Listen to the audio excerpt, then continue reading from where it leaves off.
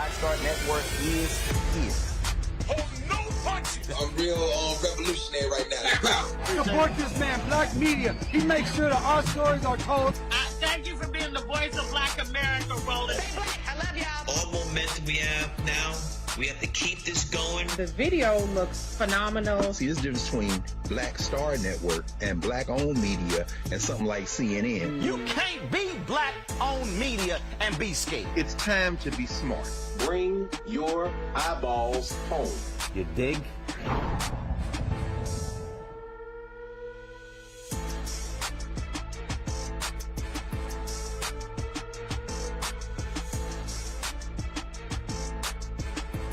Today's Thursday, June 30th, 2022. Coming up on Roland Martin Unfiltered, broadcasting live here in New Orleans on the Black Star Network. For the first time, a black woman is officially a member of the Supreme Court. Today, Judge Ketanji Brown Jackson was sworn in at noon today. We'll show you what took place and talk about, again, what that means as the Supreme Court's rulings play a huge role in upending our society. She walks into a very conservative Supreme Court, again, a crucial time in American history. Speaking of the Supreme Court, they came down with the ruling on the issue of climate change, limiting federal authority and restoring a lot of that power back to the states. Marc Morial, CEO of the National Urban League, will join us. So many things are on the agenda. Speaking of the Supreme Court, Roe v. Wade, that decision, also voting rights decisions as well. A new case that they're going to be taking up next year that will actually expand Republican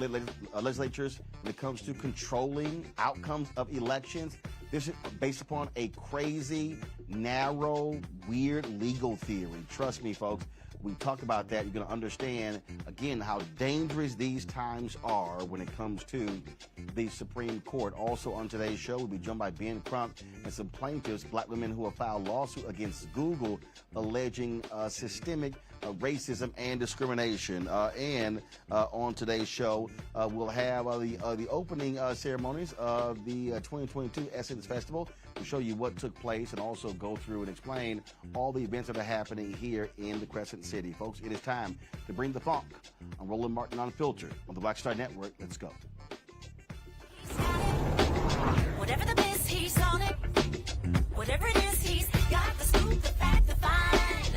And when it breaks, he's right on time and it's rolling. Best believe he's knowing. Putting it down from sports to news to politics. With entertainment just for kicks, he's rolling. It's on go, y'all. It's Roland Martin, yeah. Rolling with Roland now. He's funky, he's fresh, he's real, the best, you know he's Roland Martin now.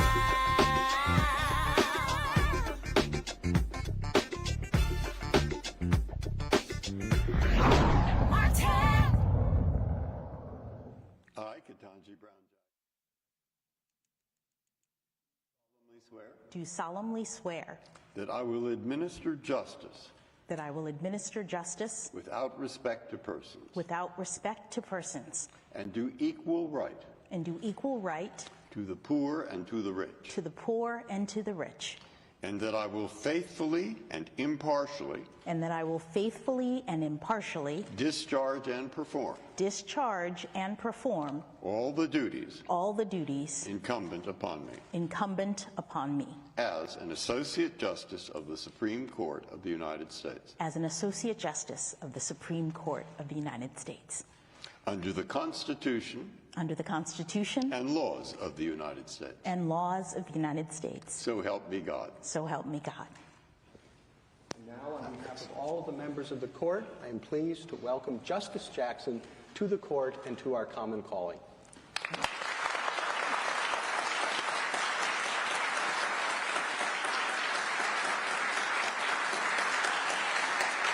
And with that, Judge Ketanji Brown Jackson becomes the 116th Supreme Court Justice in the United States history, the first African-American woman to ascend to that position. She, of course, 51 years old. That took place today at noon. Justice Stephen Breyer, who administered the oath, he announced yesterday that he was retired. First of all, he announced little long ago that he was retiring at the end of this term, but he sent notice to President Joe Biden yesterday that he would be retiring after the final Supreme Court decision came out today, and that certainly was the case. And then, of course, that ceremony took place.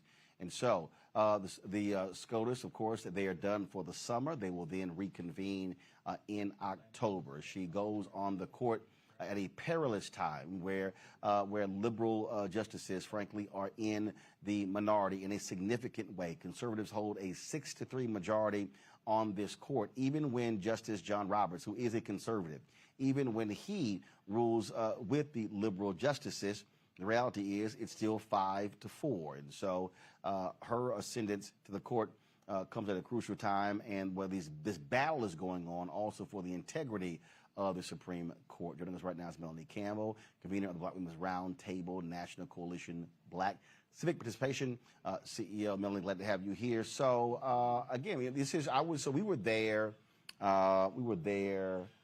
When she was confirmed, yes.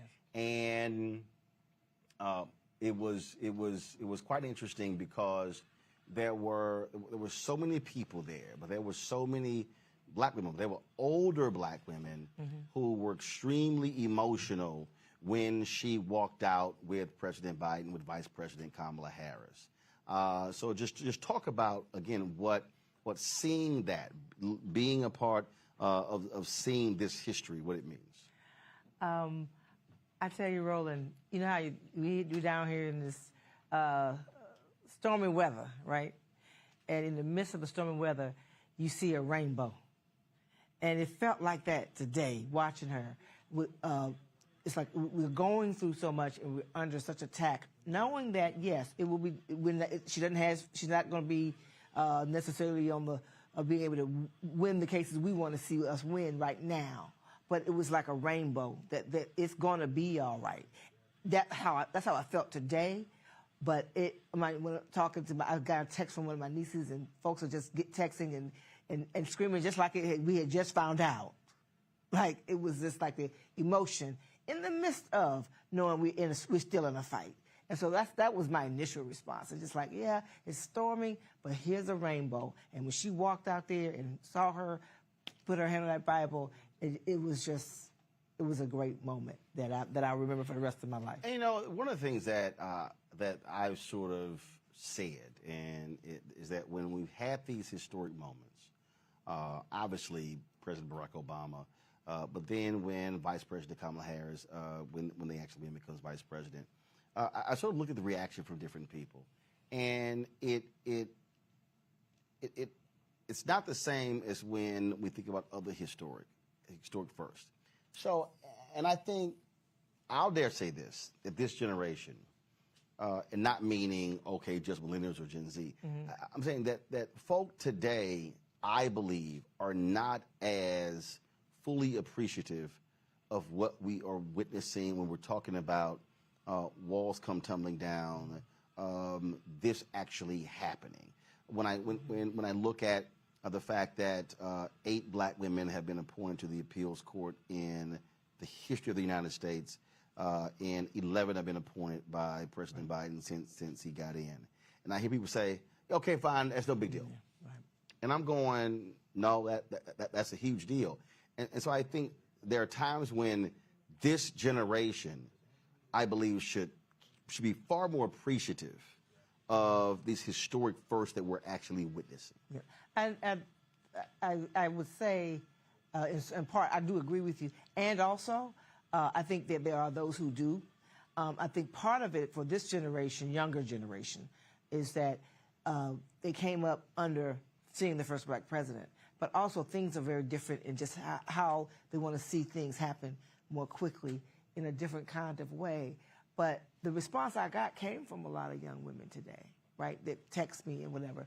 But I think as a whole, there's also a civics lesson we have to do. There's also being able to know that how powerful it is to be able to have our folks who have lived experience, who know where they came from, to be on. Clarence Thomas reminds of where somebody who has forgotten where they came from, and now he's on steroids with it right now.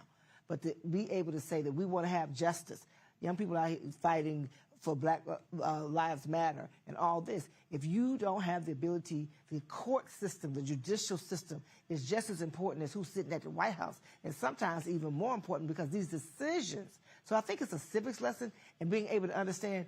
And I said to young people, we've been talking for the last few days behind what happened with Roe v. Wade and the response that maybe people in my generation go, okay, we get that we've got to do something with who's going to be in the Congress. And they say, well, Biden's not doing enough. Yeah, but he can't do it if he doesn't have the votes. So part of it is just being able to understand and owning the power, but knowing that, yes, some things we got to fight hard, but you got to know how this works.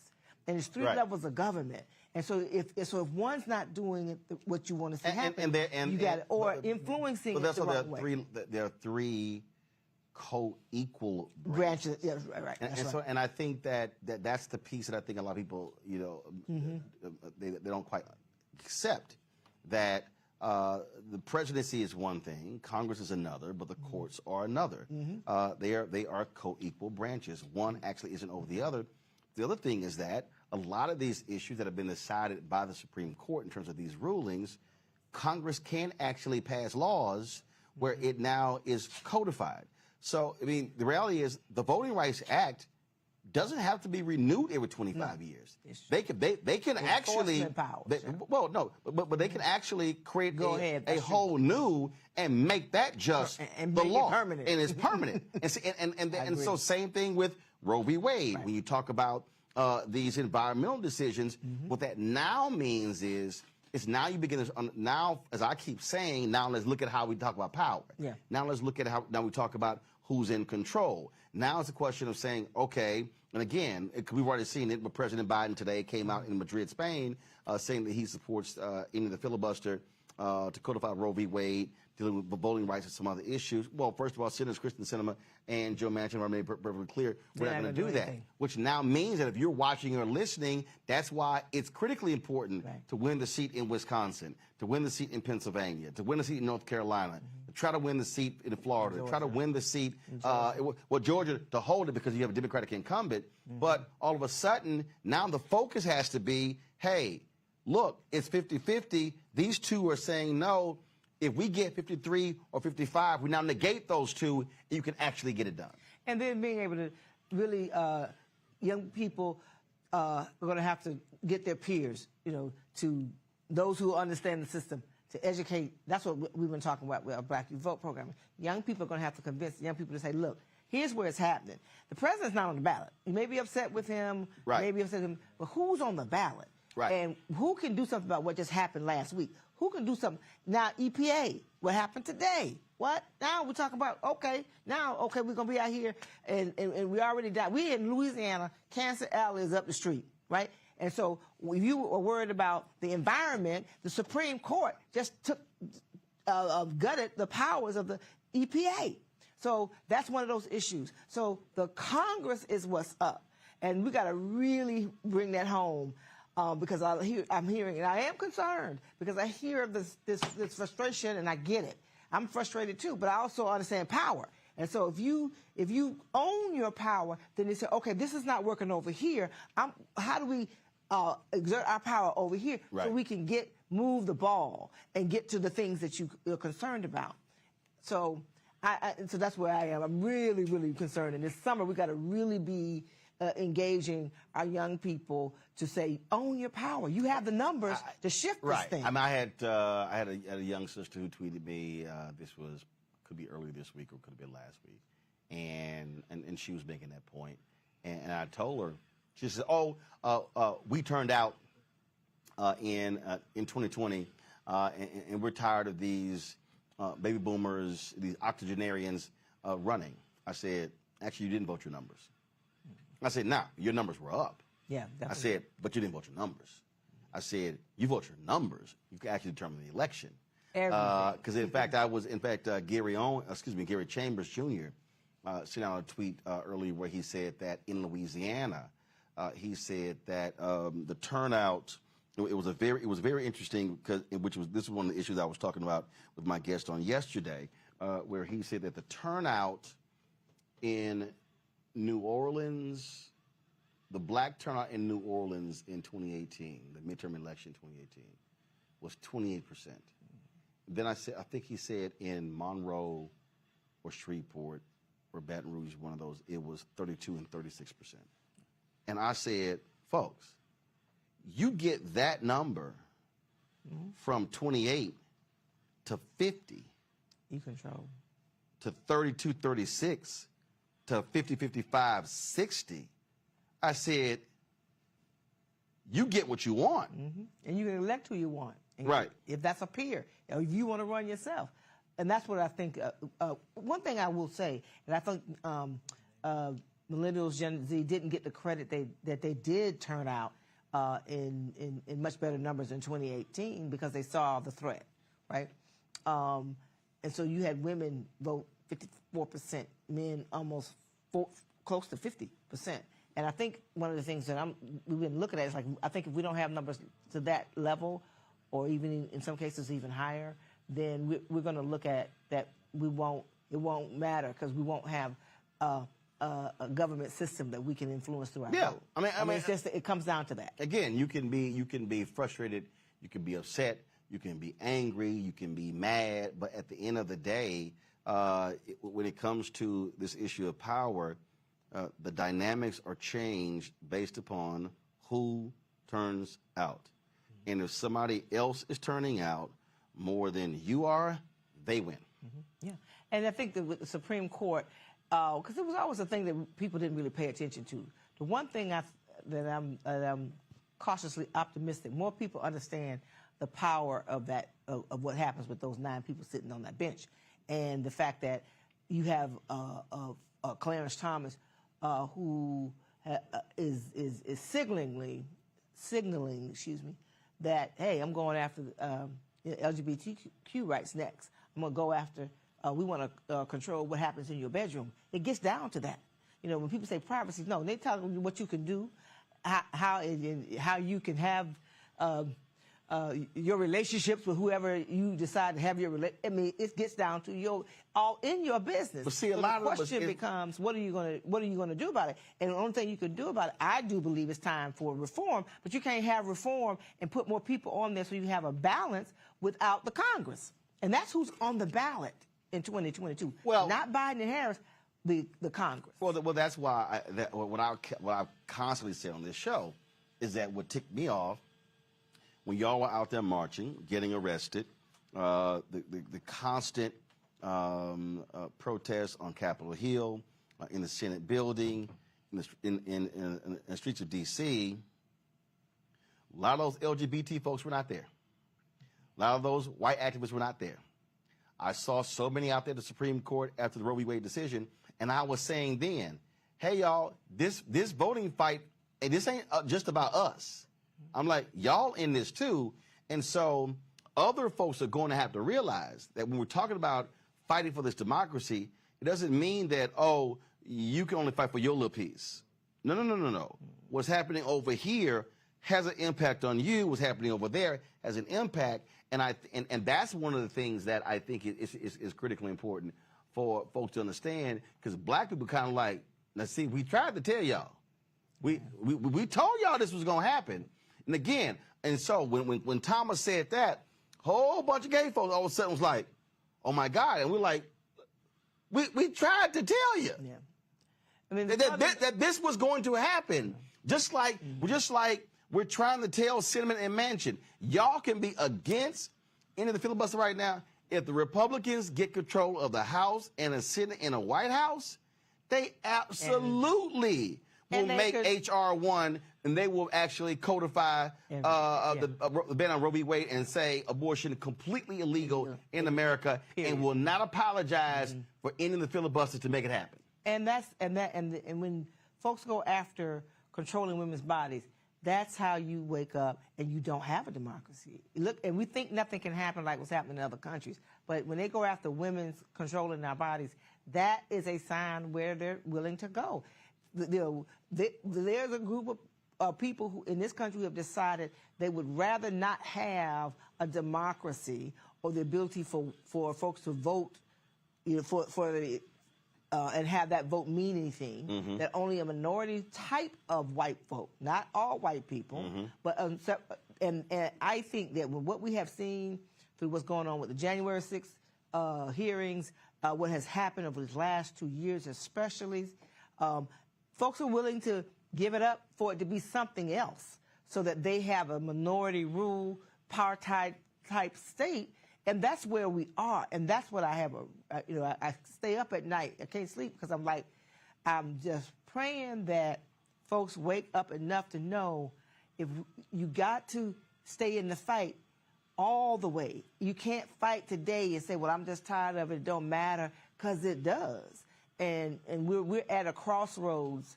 And I look at it, and I know you got, you have raised nieces and that. Same here. I'm worried about their future, right? And how this, and because I have lived long enough to know who sits on that bench is a lifetime, and the kinds of decisions that Clarence Thomas, who's I think the oldest, am I thinking right? Had almost 30 years, and how now that Breyer's left, he's the oldest in Alito. Right. And how some of those decisions that he helped to push over, how that damaged our community. And so I think it's important that folks see the Supreme Court and what it means and say, can I do something? Yeah, you can vote. I'm nonpartisan, so I can't, go too far on, but I'm just saying, pay attention to what needs to happen in this election if you want to see change. We keep pressuring the executive branch, right? Right. We're going to keep doing that. But understand, in this moment, in these next 5 months, I guess it is 4 or 5 months we got left, we better get busy. And we're also having to deal with voter suppression anyhow in this election. So we got to get our people ready now and take advantage of the few months that we have left to make change. Yeah, I mean, it's the only way it happens. And so what I keep yelling, hollering, and screaming, again, you can yell, holler, scream, cuss all you want to, but if you're not mobilized and then you're not organized, none of that actually happens. None of it happens. All right. Melody, hold tight 1 second. Folks, we're going to go to break. We come back. We're also going to talk about the Supreme Court decision dealing with the environment. Huge impact on black folks as well. Marc Morial of the National Urban League will be joining us. Plus, we'll be talking to Ben Crump about a group of black women at Google suing them for discrimination. We have all of that right here on Roland Martin Unfiltered on the Black Star Network, broadcasting live from New Orleans. We'll be right back.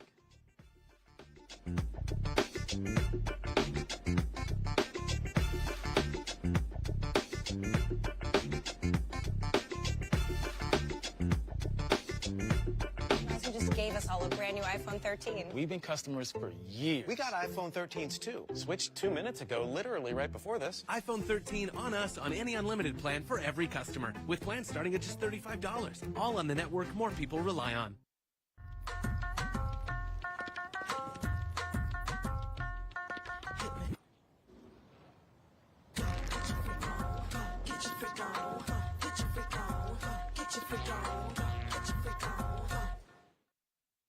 Of course, I looked up to Spike Lee.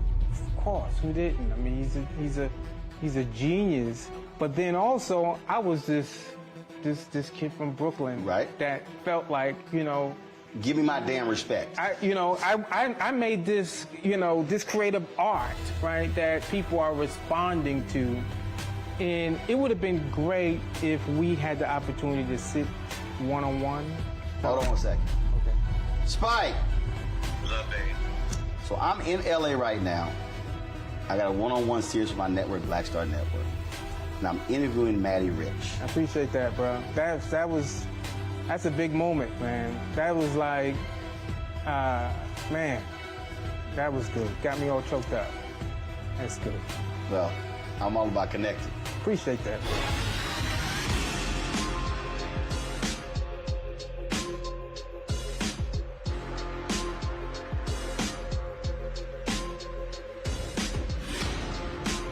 Love our new Alexa. It's a Buick. Yeah, Alexa. Buick. Alexa. It's a Buick. It's an Alexa. It's a Buick. It's an Alexa. Coach, that's a Buick. That's an Alexa. The Buick Enclave with available Alexa built in. We're all impacted by the culture, whether we know it or not. From politics to music and entertainment, it's a huge part of our lives, and we're going to talk about it every day right here on The Culture with me, Faraji Muhammad, only on the Black Star Network. How about sushi? I just had sushi for lunch yesterday. How about tacos? Automatic emergency braking, one of 6 advanced safety features standard on every 2022 Chevy Equinox. Find new technology. Find new roads. Chevrolet. Hi, I'm Gavin Houston. Hey, what's up, y'all? It's your boy Jacob Lattimore, and you're now watching Roland Martin right now.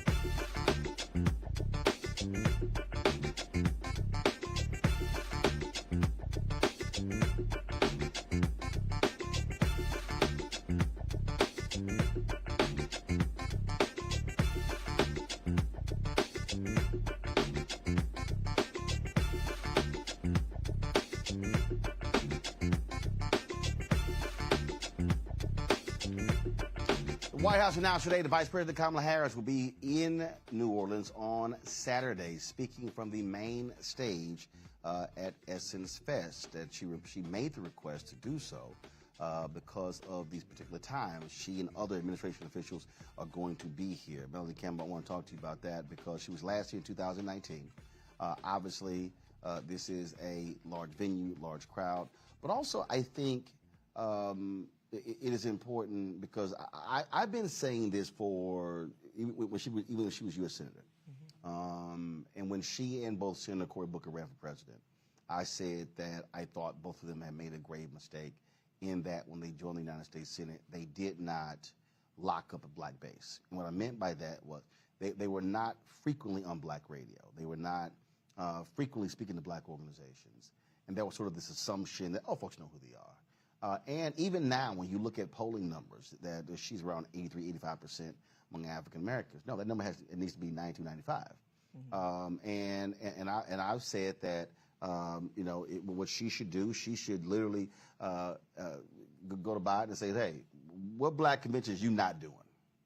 And I really believe that if he's only going to do the NAACP, National Urban League, hey, she needs to be the National Bar Association, National Association of Black Journalists, National Bankers Association, because the reality is it's going to be crucial for this administration when it comes to 2024, but also I believe that black folks need to be hearing more of her. And so I think her coming here Saturday is important, and they should be doing more of that. I said her, and just flat out, her absolute best speech since she's been vice president at the funeral in Buffalo. Right. Wasn't written, no teleprompter, spoke from the heart, spoke off the cuff, and that needs to be more of that.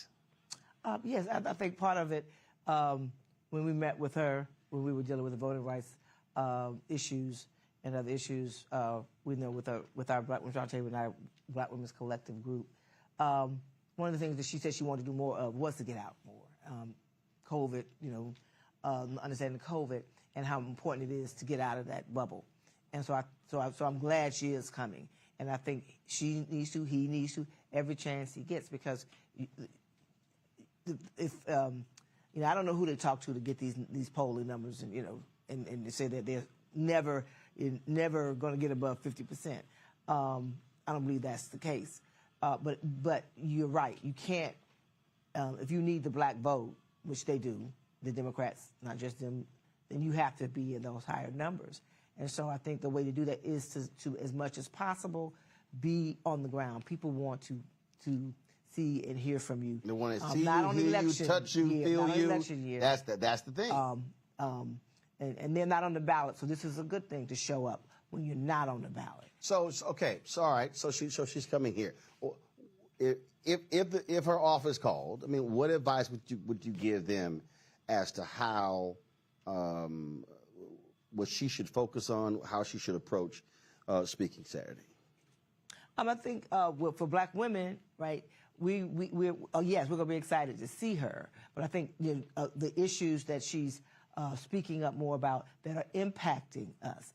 Those are also economic issues as well as issues of justice. So I think just talk to us, tell us what you're doing, but also because we're not sure what the format's going to be. Yeah, I don't either. Whether she's being interviewed like when Michelle Obama was here, or whether she's simply going to be speaking from the stage. Either way, right. Whether she's being interviewed or whether she's speaking from a podium, tell us what you've been doing and tell us what you're getting ready to do.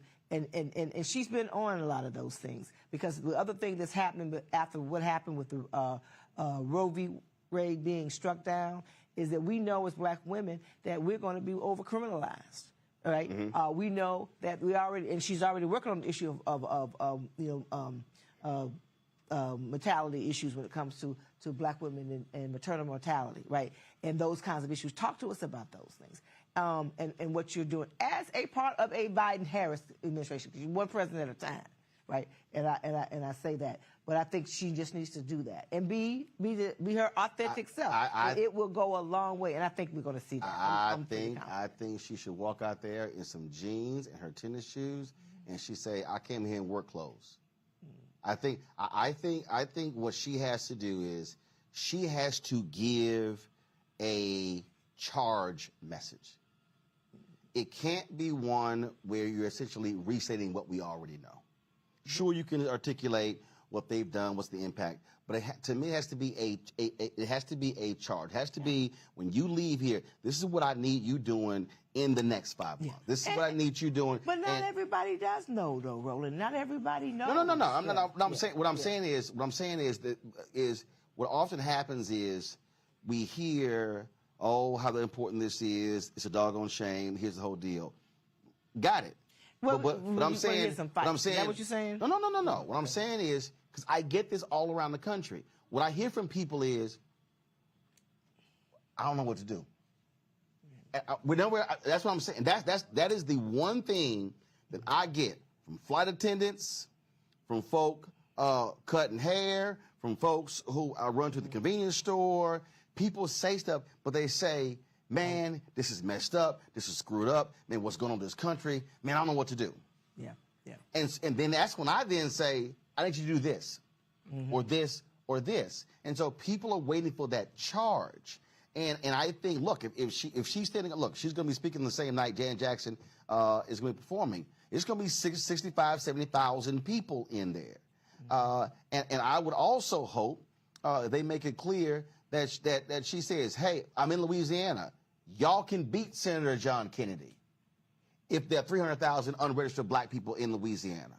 And the Democratic governor won by 30,000 votes in 2020. You can actually do this. And so again, to me, that charge is critically important. That, hey, enjoy yourself here, enjoy the concerts and the food and everything else. Well, but come July 5th, yeah. Well, that's what let's go. That's what I mean by being ready for the fight, right? She's got a role, and I hear what you're saying. And, of course, everybody in there has a role to play. And being able to say what's next, what she's getting ready to do, what the Biden-Harris administration is going to do to fight, but what they can do. I agree with you on that. And that part of why I was, hesitant to come, because I'm like, oh, my God, all these people with COVID, right? But I just said, no, we got to get in here, and we got to have a good time and organize while we're here. And a lot of that's going on this week.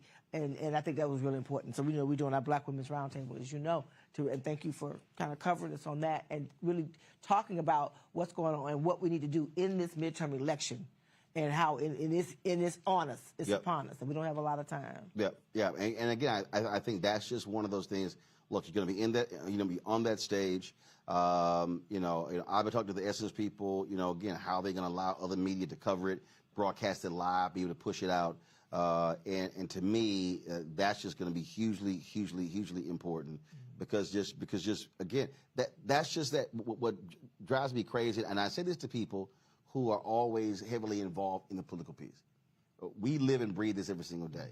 What people still are looking for is, where do I go? What do I do? And I try to make it as simple as possible in terms of the first thing is I need you to focus on whoever's in your family, on your street, on your block, in your house, whatever.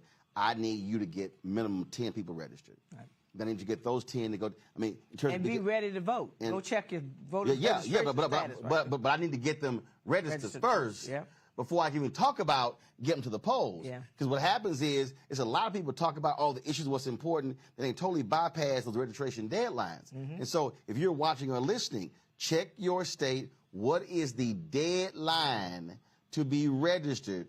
Because, again, you can be tweeting and Facebooking and Instagramming and TikToking. It don't mean nothing. If the deadline passes, you go, oh, dang, I didn't know. Well, you know how we did. We're going to do the Are You Vote Ready. Also, if you're registered now, check it now. Because because of the purging that's being done indiscriminately now because of all these voter suppression laws. So these are the months that we have to do it in July and August, and make sure that if you need to change your registration status, check your registration. Make sure, even if you've been voting all your life, make sure they haven't purged you for the poll, because that's the other trick. We did a lot of that in 2020, and there were people who sent me emails. They said, man, I'm glad you kept hitting that. People said they knew they were registered, and they went there and they double-checked, and they realized they've been took them off the book. Right. Yep, absolutely. Melanie, we appreciate it. Thank you. All right, thanks a bunch. Appreciate All right, folks, when we come back, we'll chat with Marc Morial, CEO of the National Urban League, about climate change, Supreme Court decision, but also politics here in Louisiana when it comes to that U.S. Senate race. You're watching Roland Martin Unfiltered on the Black Star Network. Don't forget to support us in what we do. Download the Black Star Network app, available on all platforms: Apple phone, Android phone, Apple TV, Android TV, Roku, Amazon Fire TV. No, don't go back, y'all. That's too fast. Thank you very much. Xbox One, Samsung Smart TV. Now, of course, you can support our Bring the Funk fan club, where every dollar you get goes to support this show. Check some money orders to P.O. Box 57196, Washington, D.C., 20037-0196. Cash App is $RM Unfiltered. PayPal is R Martin Unfiltered. Venmo is RM Unfiltered. Zelle is Roland at RolandSMartin.com. Roland at RolandMartinUnfiltered.com. We'll be right back.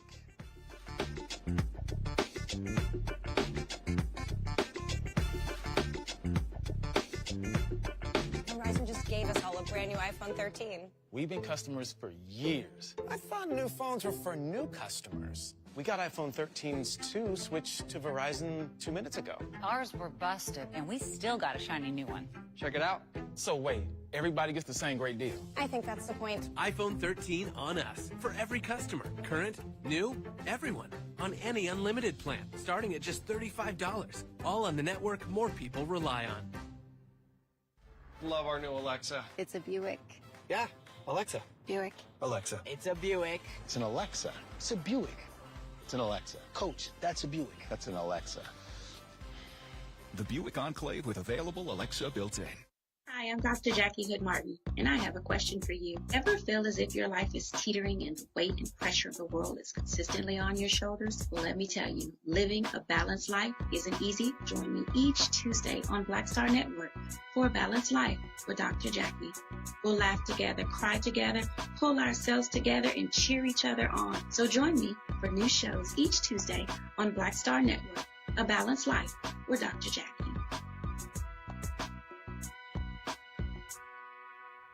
How about sushi? I just had sushi for lunch yesterday.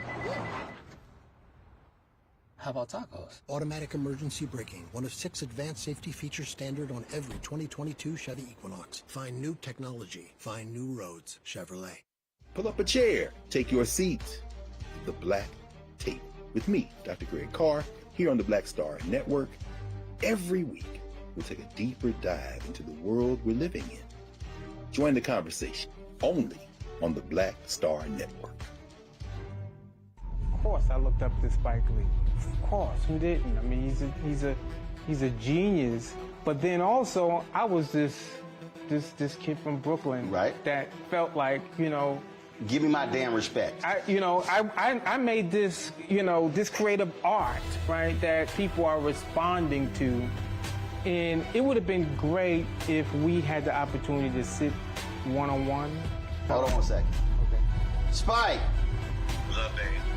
So I'm in LA right now. I got a one-on-one series with my network, Black Star Network. And I'm interviewing Maddie Rich. I appreciate that, bro. That's a big moment, man. That was like, man, that was good. Got me all choked up. That's good. Well, I'm all about connecting. Appreciate that, bro.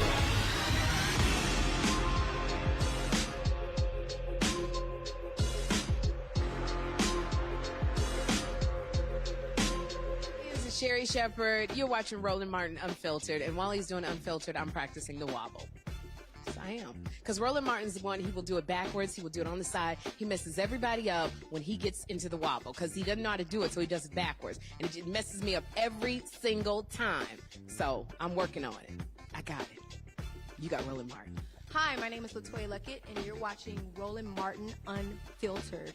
What's going on, everybody? It's your boy Mac Wilds, and you are watching Roland Martin Unfiltered. What's up, y'all? It's Ryan Destiny, and you're watching Roland Martin Unfiltered. What up, Lana Well, and you are watching Roland Martin Unfiltered.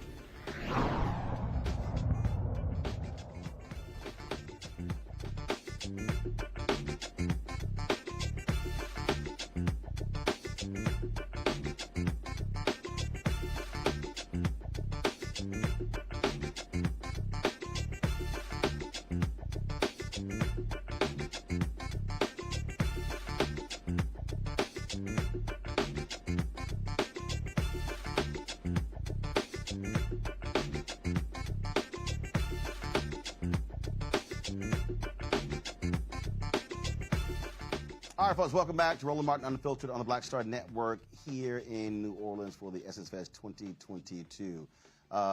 In this state, in this city, this black city, call it Chocolate City, African Americans, again, play a huge role when it comes to politics, when it comes to this state. This event is actually the largest economic generator in terms of annual event for the state of Louisiana. It's also the largest live event in the country. Yes, bigger than Indianapolis 500 or even Super Bowl in terms of people who are coming into a city.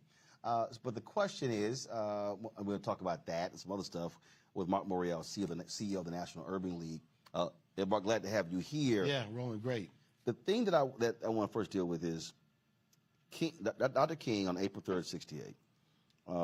He, in his speech in Memphis at Mason Temple, he said, black people individually were poor, but collectively we represent one of the largest economies in the world. And he talked about collective economics. And, you know, this is an example of collective economics in that this was a festival that was losing money. The deal that they cut in terms of getting pieces of hotel rooms and things along those lines, saying, hey, we bring in money to your city, we got to make sure that it's coming Roland, back to us. I have been helped to birth this festival. In 1995, this is 27 years. It was my first year as mayor. This festival was created to be a one-year event to celebrate the 25th anniversary of Essence magazine. And the first year, it almost broke even. The second year, they decided to come back. We worked with them to re-engineer the relationship with the hotels, the Convention and Visitors Bureau, and the city. And ultimately, the city, the Convention and Visitors Bureau, and the hotels contributed and invested in the Essence Festival. And that is sort of what I call phase one, getting this stood up in the late 1990s and the early 2000s. Obviously, when Essence sold to Time Warner Cable, or Time Warner, I should say, there was a question of whether the commitment would remain. Michelle Ebanks, I think, was a driving force behind ensuring that this festival would continue to survive and thrive. And now under Richelieu's leadership, it has now come back for what I consider to be a third phase, which is now the post-COVID. Now, you are absolutely right that this is an example of the power of African American consumers, the power of African American women as consumers and as cultural trendsetters in this country. I was just over and at black political leaders and how all working together to ensure it continues. And it happens in a city where we've had African American mayors or mayors who are supported by the African American community. Right. And that has been the case. A hotel general manager just told me an hour ago that they're going to have the best weekend that they've had since this hotel is opened. So it is absolutely an example of black political and economic power merging, coming together to create this tremendous event. But I think it's also an opportunity, Roland, to query how we ensure continuously, because it was one of my dogged fights, that black vendors and black musicians and black companies could participate in what the Essence Festival was all about and what it creates. So I encourage people while they're here to patronize a black-owned restaurant, to patronize black-owned retailers, to spend money with those community-based businesses for whom Essence is really a significant part, because this is what this is all about. It is about culture, but it's about empowerment. And, you know, I want to congratulate you on the Black Star Network because you staked out on an independent course of action to build something that is authentically black, that tells the news about us, for us, and by us. And that should be noted that in this time, in this period, building economic institutions, businesses, building a special event. So Essence is enormously successful and popular. But I want people to know that when we created this, we were in the face of doubters, in the face of player haters, in the face of people who said, well, it'll last 3 to 5 years. Right. Now, almost 30 years, now 27 years, it is not only going strong, but it can be better than ever. There may be 500,000 people here in New Orleans, black people from all over the world. Just met a delegation of people from Ghana to celebrate, to network, and to empower ourselves. It's interesting when you talked about supporting those businesses. So here we have this black-owned media entity. We're out here fighting for our fair share of advertising dollars. I've taken our crew out now. We got here Monday, last 3 different outlets, specifically went to black-owned restaurants. I think today's bill was about $720. The other bill yesterday was about $450. And then the day before that was about $400. And again, so for the person who's listening, so money that we're receiving for our fan base, also from advertising, building the show. We're sitting here going to black communities. So it's paying for folks who are in this room, paying for wait staff, but that's also being intentional. Yes. My whole deal is, no, we're going to these restaurants and to ensure the money is going there. But that's part of the collective piece. It has to be intentional. It has to be intentional. So when we're talking about, like we've had these fierce fights with people, and some people have gotten upset with us when we've said, look, we have nothing against our friends at BT, but that money is going to Sherry Redstone.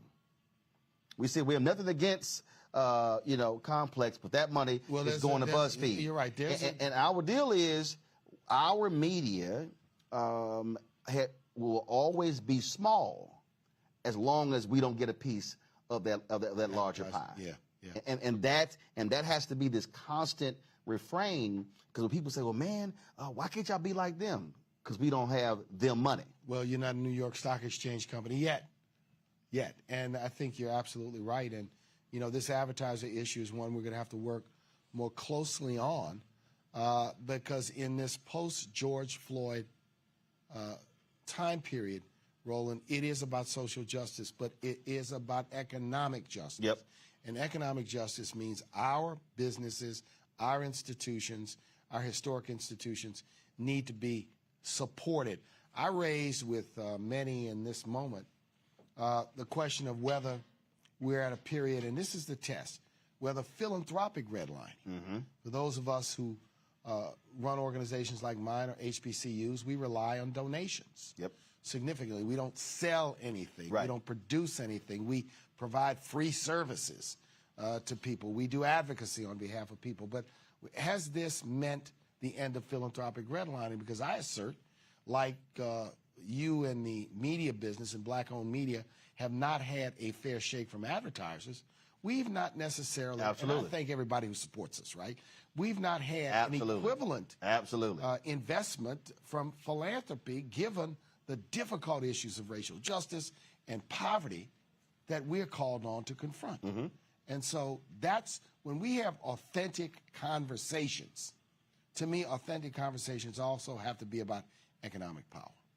See, what I keep saying, and I've had people hit me, they're like, man, why are you always bringing up the money? I said, if you ain't talking about money, you ain't discussing America. We should not be afraid to discuss money because they not economic justice, because we're in a free enterprise system, and to our peril, we don't discuss economic institutions, resources, and money. And I say to people, it is not about an obsession with money, but it is about economic justice and fairness and empowerment and building. You know, like you, I grow up reading Ebony, Jet, and BET. I mean, and Black Enterprise. I mean, I couldn't wait to get my hands on those magazines to look and see what was happening in the community. And Black Enterprise was always that Bible where you learned about black-owned business enterprises all across the nation. Well, even today, we have a handful of black-owned business enterprises that exceed $1 billion in gross sales. But when you look at the whole... 95%, 5 million or less. And that's not even, and even like we keep saying, and I had somebody got mad at me when I said, but pre-COVID, we had 2.6 million black-owned businesses, 2.5 million had one employee. I said, those are not businesses. One was like, no, they are businesses. I'm like, no, I'm sorry, they're not. They're sole proprietors. And I said, and the problem is when you only have one person. I said, no, we've got to create capacity. But imagine the power if those 2.5 million one-person enterprises each just hired one more person. Right. That's 2.5 million jobs. And so we've got to recognize the power of building many of these small enterprises. And look, I've watched, we have a big initiative around black restaurants now. And what's been fascinating to me is to learn that in this new era, we have black-owned restaurants that are serving Chinese food, vegan food, in addition to traditional black, Caribbean, or African Don't mean we can't own those restaurants. Exactly. That's the point. We, we can do whatever we can, and we should not have any limitations on what we can do. You mentioned George Floyd. What I've been articulating, Reverend Barber's been doing this. I told John Hope Bryant this. I believe that we have to be using the language that we're operating in the third Reconstruction. And if you look at the first two Reconstructions, last 12, 14 years, second one lasts 20 years. And you consider the second the Civil Rights era. Absolutely. Yeah.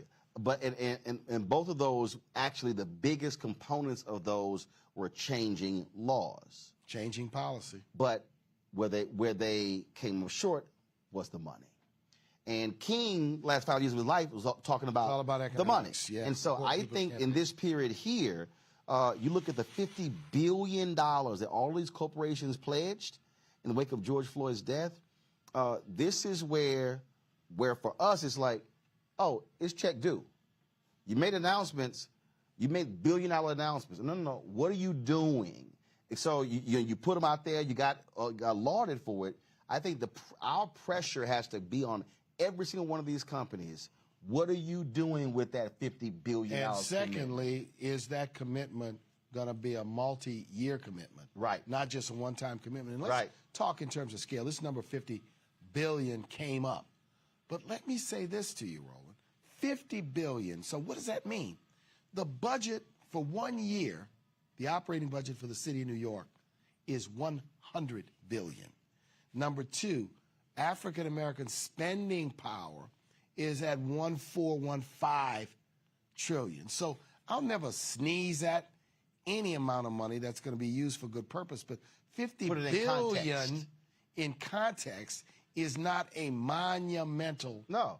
But look, take the commitment. Take someone when we had Ron Busby on, and he talked about that black businesses get $9 billion in federal contracts, and somebody's probably like, "Oh my God, we're getting $9 billion." It's 1.67%. They spend $560 billion, you know, and that's the piece. Now all of a sudden, if you start saying, "No, if we were getting 10% and look annually, I'm glad, that's $56 billion." I'm glad you raised the black business in the federal contracting arena, because I just had a conversation earlier today about that. And so here's a place where, unless we can change the law, so the law is structurally discriminatory. Mm-hmm. It imposes on black businesses caps. Yep. Gross receipts, meaning you can only get so big to get a contract pursuant to, quote, a disadvantaged business program. Number two, it places caps on the net worth of owners. And so what it places many black-owned businesses who do business in the federal sector is you're too big to be small and you're too small to be big. And they graduate out and they can't take. This is something that can't be changed by presidential executive action. It needs an act of Congress. And so when you talk about the third Reconstruction and changing public policy, brothers and sisters, ladies and gentlemen, the only person who can propose a change in public policy is an elected official. There you go. Okay? I can call for one, but when I was a mayor, I could sign an executive order. When I was a state legislator here, I could pull a bill, write it up, and introduce it and make sure it's heard and voted on. So we've got to make this connection between policy change and elected officials and the necessity of participating in voting. And that voting and using our First Amendment right to protest are not in tension with each other. They are strategies, they are approaches that we have to use for our own liberation and empowerment. What is going on now when you look at this Supreme Court decision on basically gutting the EPA and saying, look, states, federal government, they can't impose these mandates under Obama. States can do what they want. It is a right-wing political coup being carried out by an unelected Supreme Court. The Supreme Court has a political agenda unlike any court in the last 70 years, Roland. What they've done in less than a week is narrow the power of a co-equal branch of government, the executive branch, by limiting the powers of the EPA. On the other hand, they have limited the right of women to make decisions with respect to their own health by reinterpreting the Constitution. On the third hand, they have slapped the hands of states, not a states' rights decision, when it comes to guns and gun ownership. So on one hand, they're in favor of they're against state action. On the other hand, they're saying, well, leave it to the states. Now they've taken this new case out of North Carolina where they want, the Republicans are arguing the state Supreme Court shouldn't be telling us how to govern elections.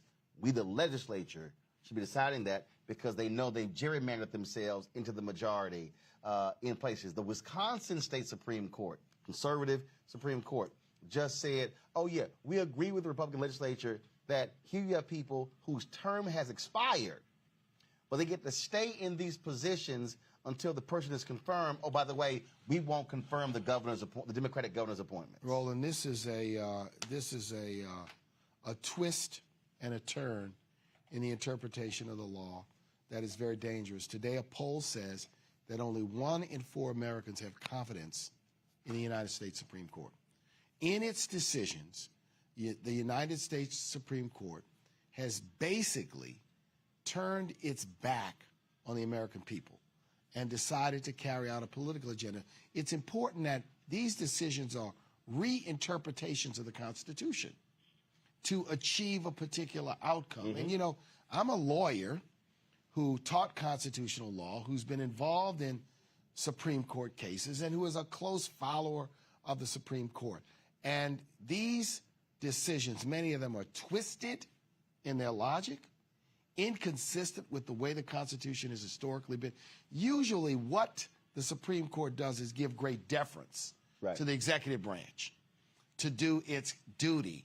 And in this case, they're doing to the Environmental Protection Act the same thing they did to the Voting Rights Act. Well, look what they just did. They're rewriting the law by judicial fiat. Look what they just did for the Louisiana, the second black district. They literally jumped over. First of all, it was a district decision, which is the Fifth Circuit. They literally didn't kick it back. No, we're going to stay it. And they did not hold a hearing. Right. It was a shadow docket. Let me tell you something. It is. This Supreme Court is a clear and present danger to the civil, human, and individual rights of the American people. And we have to call this court out. Roland, the 2016 election damaged us in ways that are indescribable. And there were a lot of people who were like, man, I'm not feeling Hillary. And I was one of the people who was saying, listen, I'm telling y'all, don't fall for that. And the Russians at the same time were running a campaign online telling our people not to vote, posing as black activists. So, you know, the 2016 election, that's why it is so important. I've told people have said to me, you know, I'm frustrated. And I said, frustration is not a strategy. Since when is frustration? So you're frustrated. It's an emotion. I'm frustrated too, but I'm not going to act and not vote out of frustration and surrender our power. And so we vote, and I vote. As a voter, I sometimes have to make a choice between two people I'm not necessarily in love with. But what we will not do, I will never, as a voter, vote for someone whose agenda is out completely inconsistent with my survival and our survival as a community. And that, to me, is what is shaping up, which is why I keep telling people, if you are in North Carolina, if you are in Wisconsin, or you're in Pennsylvania, you're in Florida, or Georgia, Kentucky, or Georgia, or even Louisiana. And again, I had Gary Chambers on. I know there were a bunch of people running, and I had somebody say, "Yeah, man, but you can write Louisiana off." I said, "No, you can't." John Bel Edwards is it governor? He won by 30,000 and he votes. won twice. I'm like, guys, Kennedy can be defeated. I said, but it's who shows up. Who votes? It's who shows up. Who's registered, then who votes. Mark, always a Roland, pleasure. brother. Appreciate Black Star Network. Yes, sir. Look forward to working with you, brother. I appreciate it. Yeah, it's going to be great. Always glad to be back in New Orleans, and so I'm sure I'll see you down front dancing and mesmerized by Nicki Minaj and Janet Jackson, and of course, old school the Isley Brothers. You got it, baby. All right, folks, got to go Thanks, to the break. everyone. We come back on Roland Martin Unfiltered on the Black Star Network. We were chatting with Ben Crump and some black employees with Google. They lay out some damning accusations against that company when it comes to discrimination. That is next right here. We'll be back in a moment.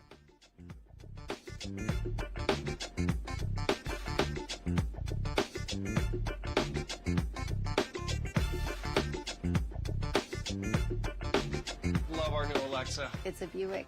Yeah, Alexa. Buick. Alexa. It's a Buick. It's an Alexa. It's a Buick. It's an Alexa. Coach, that's a Buick. That's an Alexa. The Buick Enclave with available Alexa built in. We're all impacted by the culture, whether we know it or not. From politics to music and entertainment, it's a huge part of our lives, and we're going to talk about it every day right here on The Culture with me, Faraji Muhammad, only on the Black Star Network.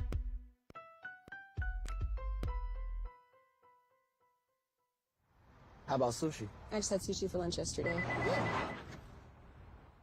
How about tacos? Automatic emergency braking, one of 6 advanced safety features standard on every 2022 Chevy Equinox. Find new technology. Find new roads. Chevrolet. I'm Deborah Owens, America's Wealth Coach. And on the next Get Wealthy, what do the ultra wealthy know that most of us don't? Well, the truth is that there is financial exclusion. And unfortunately, far too many Black folks haven't had access to this knowledge And that's exactly what we're going to talk about on our next Get Wealthy with Melinda Hightower, a banker who's doing something to share exactly what you need to do to make it into the high net worth status. They weren't just saving just to save, they were saving for a purpose. That's right here on Get Wealthy with me, America's Wealth Coach, only on Black Star Network.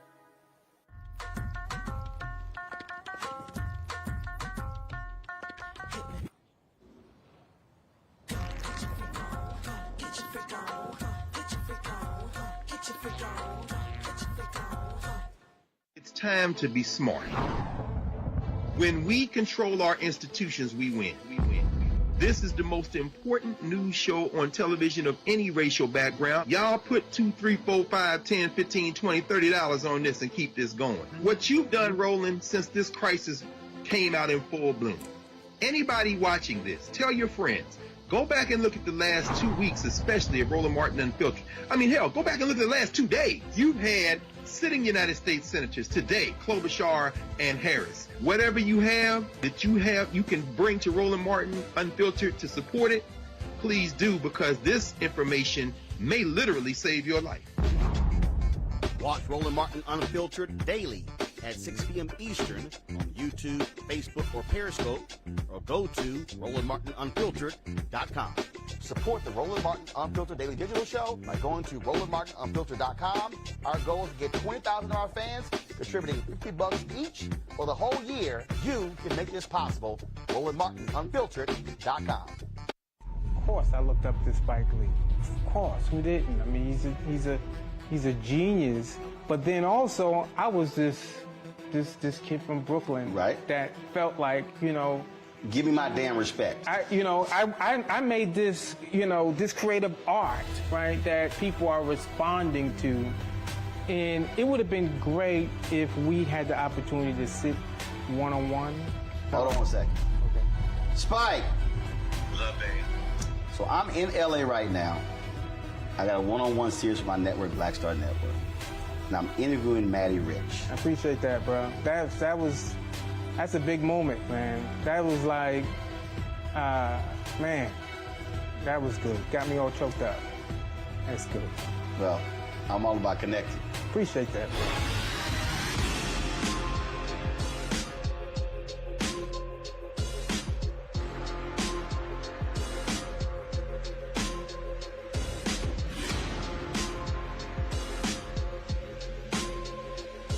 Hey everybody, this is your man Fred Hammond, and you're watching Roland Martin, my man, Unfiltered. Hi, this is Essence Atkins, and you're watching Roland Martin Unfiltered.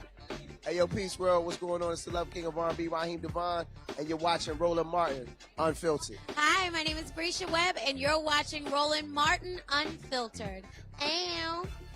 Well, I like a nice filter usually, but we can be unfiltered. What's going on? This is Tobias Trevelyan. If you're ready, you are listening to and you are watching Roland Martin Unfiltered. What's up? I'm Lance Gross, and you're watching Roland Martin Unfiltered. Hi, this is Cheryl Lee Ralph, and you are watching Roland Martin Unfiltered. I mean, could it be any other way? Really? It's Roland Martin.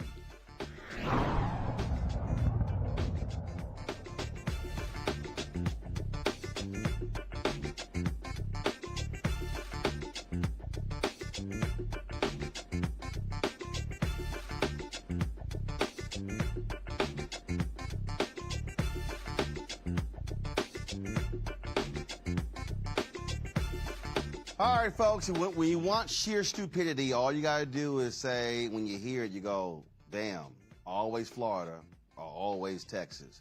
A group of educators, so-called educators in Texas, they want to actually not use the word slavery, but they want to use the word involuntary relocation in second grade social research instruction. These are 9 educators and a University of Texas Rio Grande Valley professor. They're one of many teams advising the State Education Board on changes to the curriculum, okay?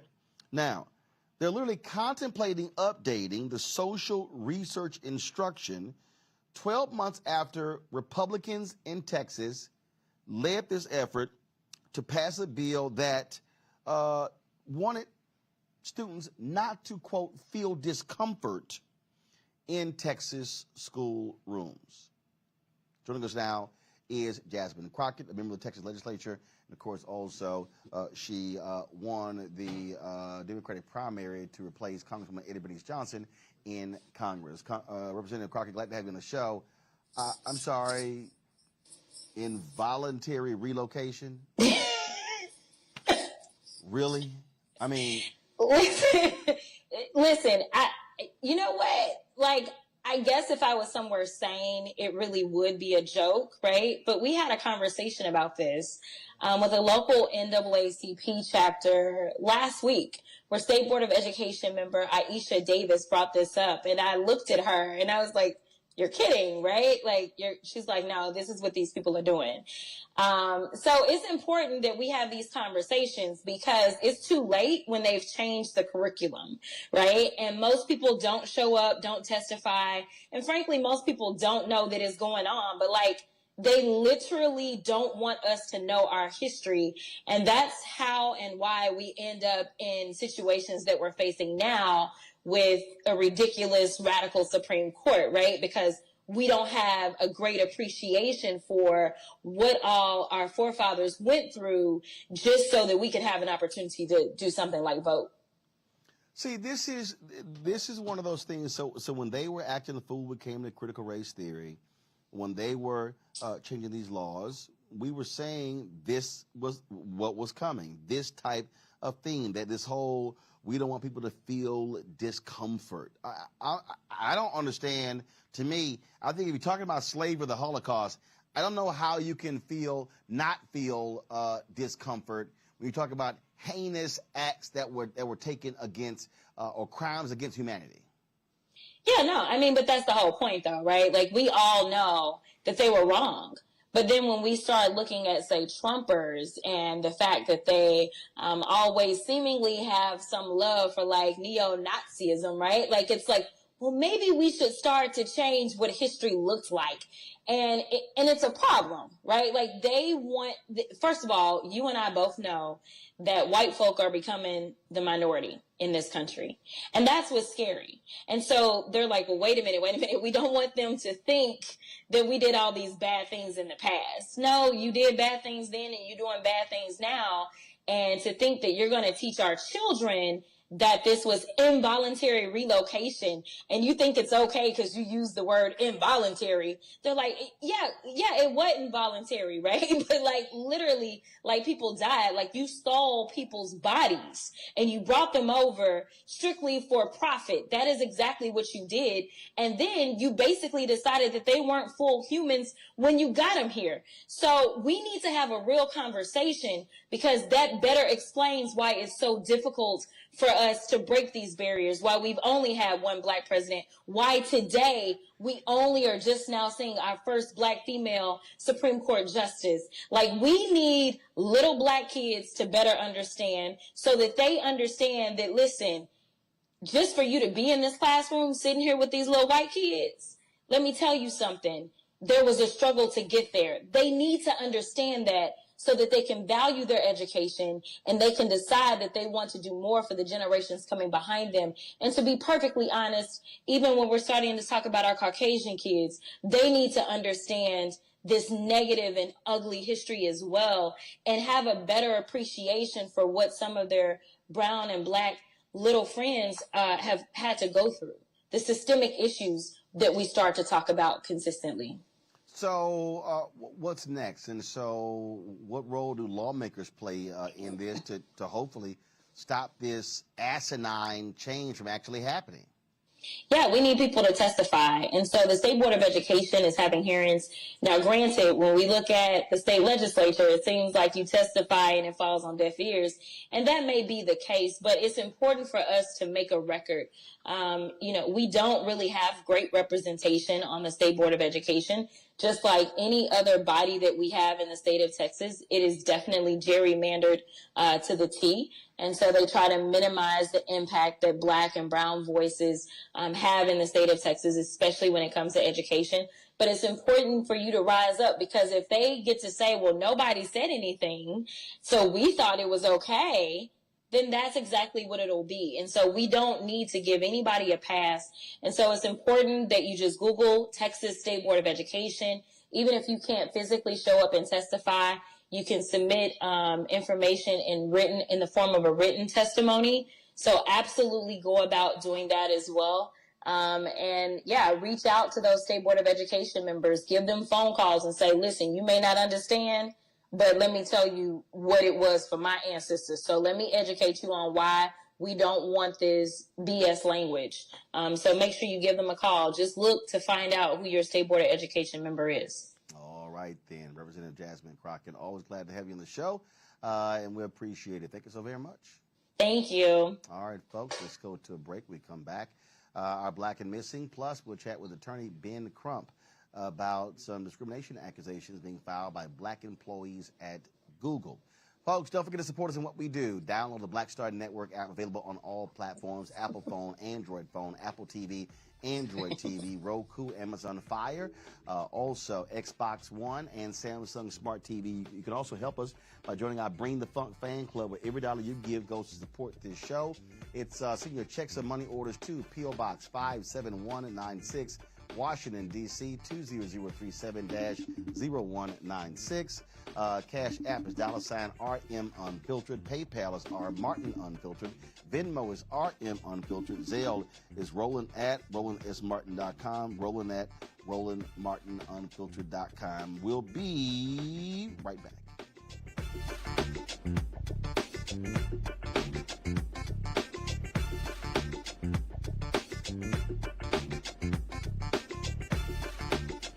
Weight and pressure of the world is consistently on your shoulders? Well, let me tell you, living a balanced life isn't easy. Join me each Tuesday on Black Star Network for A Balanced Life with Dr. Jackie.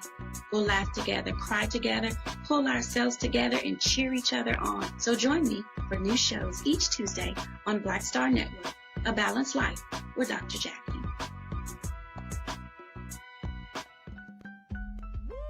We're all impacted by the culture, whether we know it or not. From politics to music and entertainment, it's a huge part of our lives, and we're going to talk about it every day right here on The Culture with me, Faraji Muhammad, only on the Black Star Network.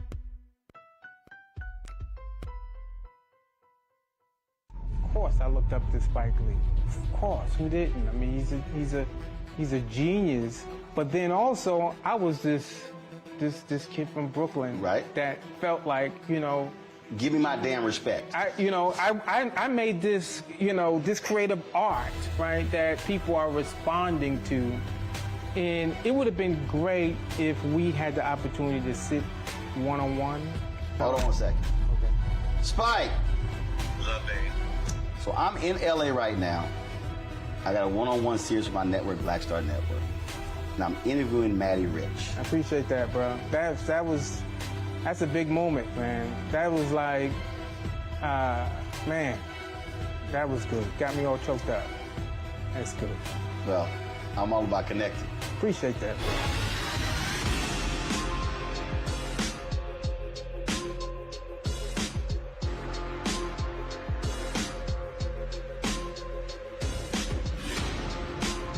To be smart.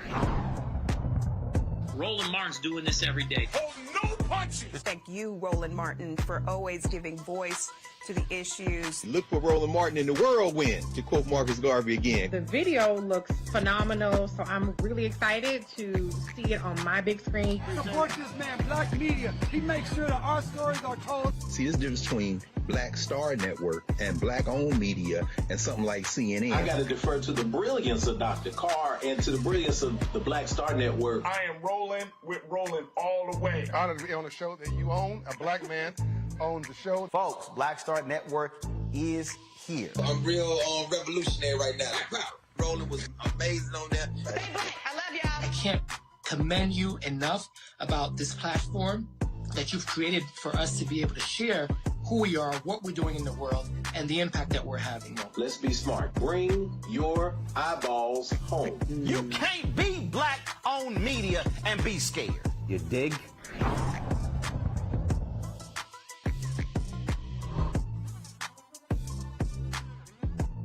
I'm Deborah Owens, America's Wealth Coach. And on the next Get Wealthy, what do the ultra wealthy know that most of us don't? Well, the truth is that there is financial exclusion. And unfortunately, far too many Black folks haven't had access to this knowledge.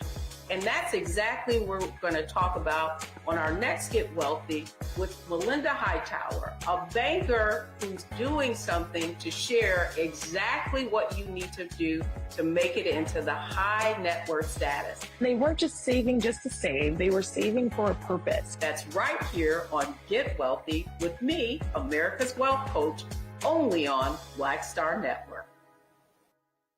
This is Diala Riddle, and you're watching Roland Martin, Unfiltered. Stay woke.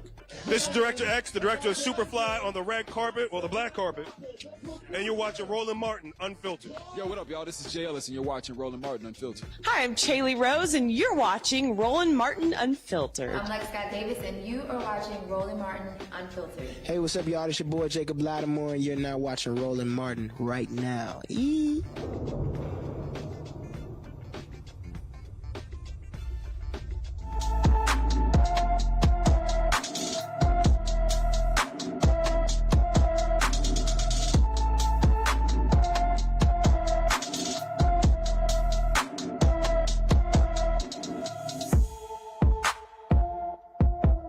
Kyle Lazard has been missing from Harvard, Louisiana since June 17, 2022. Kyle is 5 feet 6 inches tall, weighs 135 pounds, with black hair and brown eyes.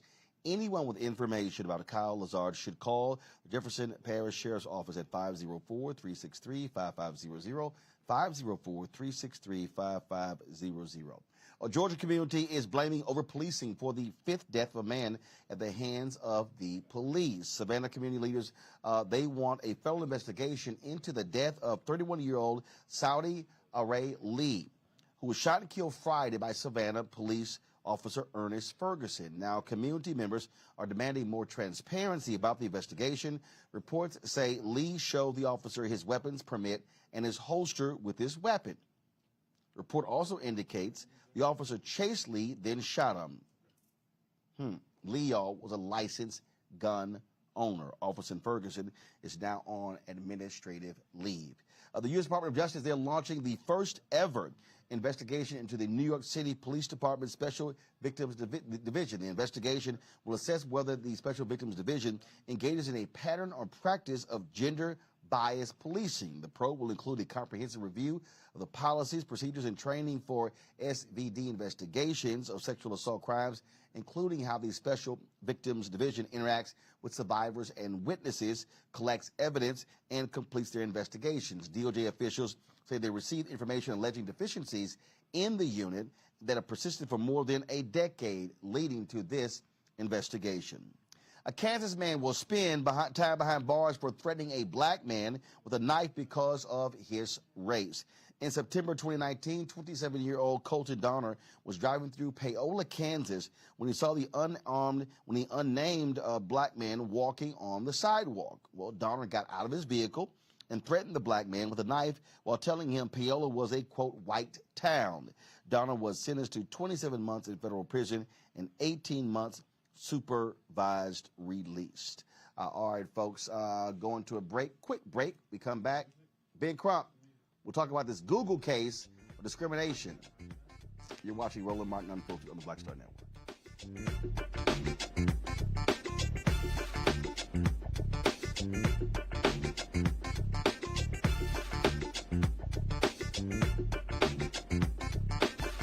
To be smart.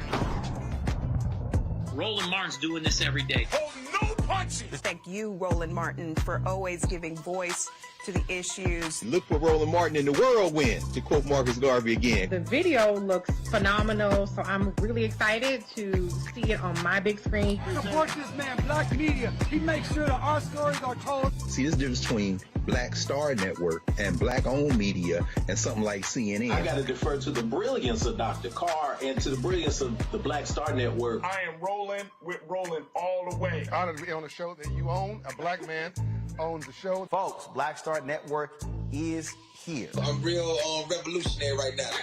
Roland was amazing on that. I love y'all. I can't commend you enough about this platform that you've created for us to be able to share who we are, what we're doing in the world, and the impact that we're having. Let's be smart. Bring your eyeballs home. You can't be black-owned media and be scared. You dig?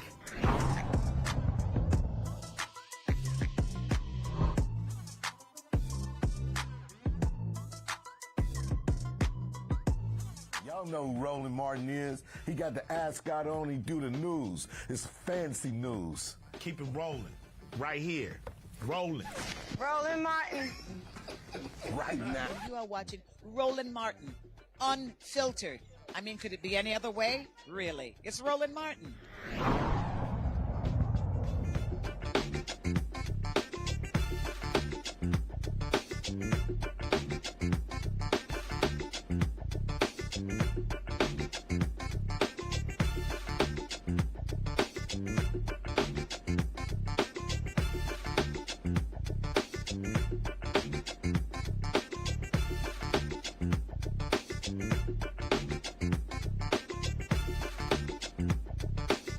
All right. First of all of y'all who are watching on Facebook and YouTube, y'all should be hitting that like button. I shouldn't have to be asking y'all to do that. We should easily be hitting 1,000 likes every single day. Look, y'all got about 300 to go on YouTube. So this ain't that hard, y'all. Click the damn button, okay? Don't have me asking y'all to do it. Facebook, hit the share button, hit the like button as well, so we can affect those algorithms. Please do that, all right? And speaking of social media, technology, yes, YouTube, Google. Attorney Ben Crump is involved in a case in Silicon Valley where black employees are making some serious allegations against Google. They are claiming discrimination by the company with a pattern of racial discrimination towards minority employees. Of course, a variety of allegations here. Ben Crump, a civil rights attorney, and the plaintiffs is April Christina Curley, Desiree Mayon, Ronika Lewis, and Chloe Sled. Glad to have all of you here. So exactly what are y'all charging the allegations against Google?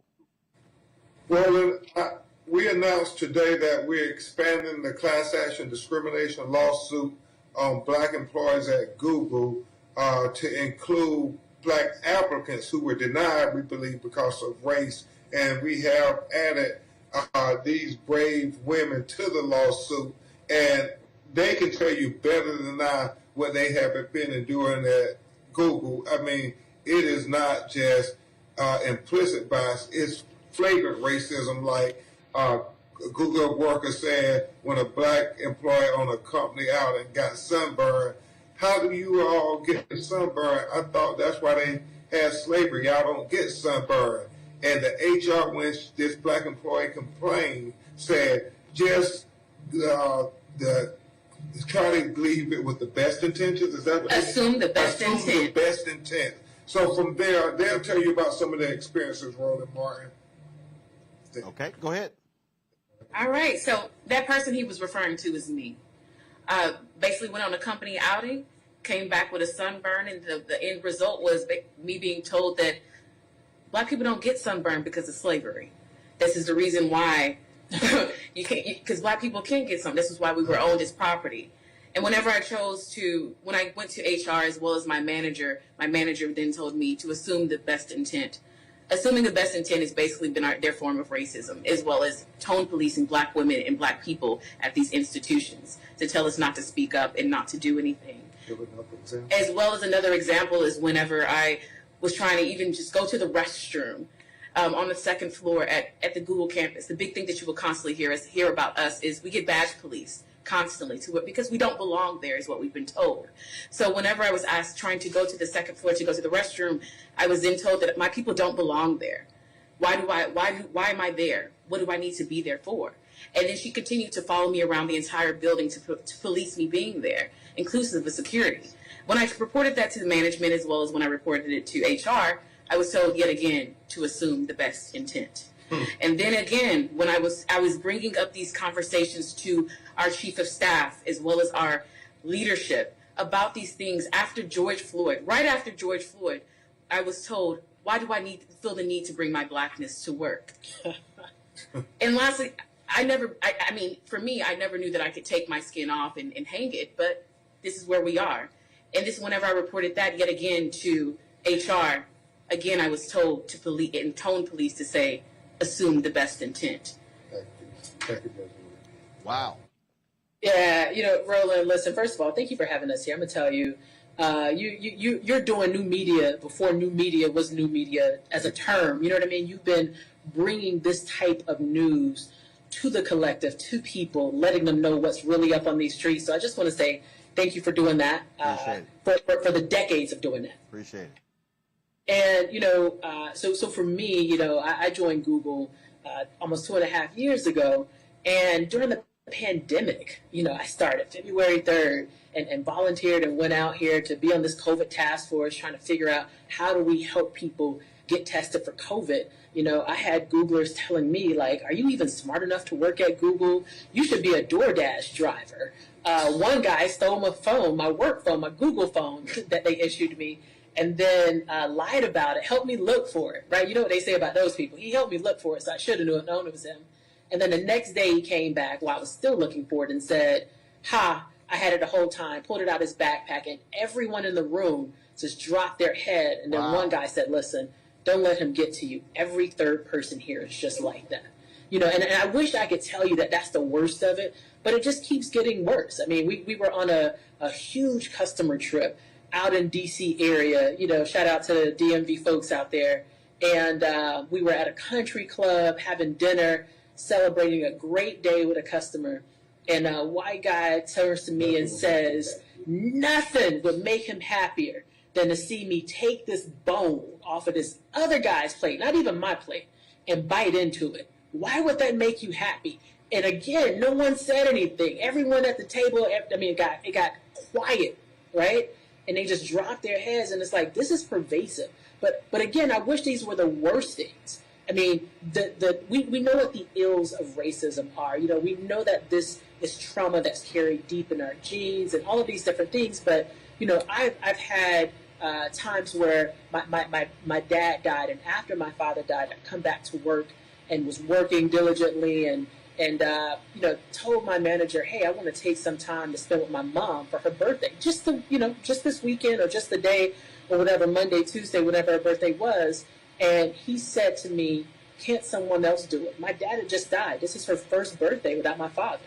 And his response was, can't someone else do it? And I noticed when other people had problems, parents dying or relatives, because, this is the pandemic. Let's keep it real. A lot of people have been lost during this time.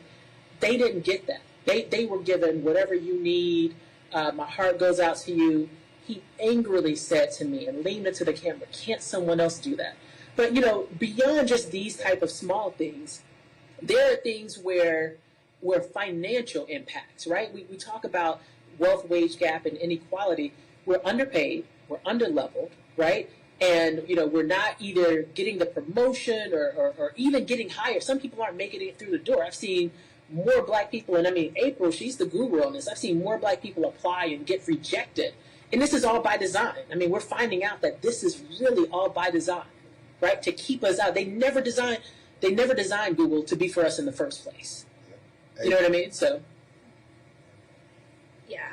Hi, Roland. It's such a pleasure to talk with you today. I think my sentiments are similar to my beautiful sisters here, in that my experience as a black woman at Google was toxic. I had a white manager tell me that I was intimidating to her, and she looked over me for leadership opportunities. She told me that the way that I speak, often with the Baltimore accent, was a disability.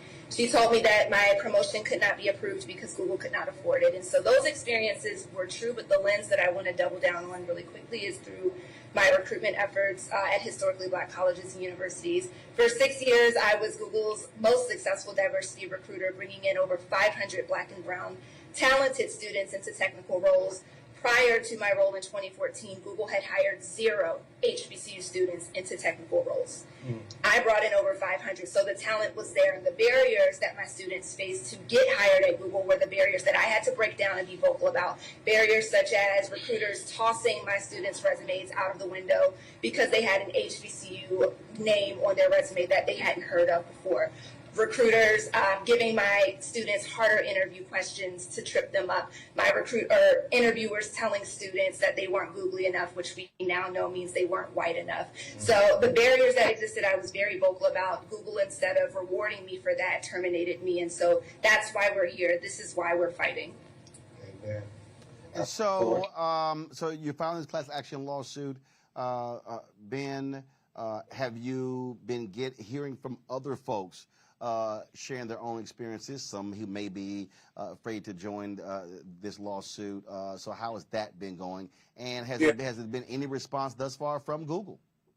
Yeah, you know, Roland, that's why I applaud these brave sisters for speaking up, because there are a lot of people who are suffering in silence, but because it's income, they won't say anything about it. I have one last sister to tell you her experience, Roland, because it is quite significant. Chloe.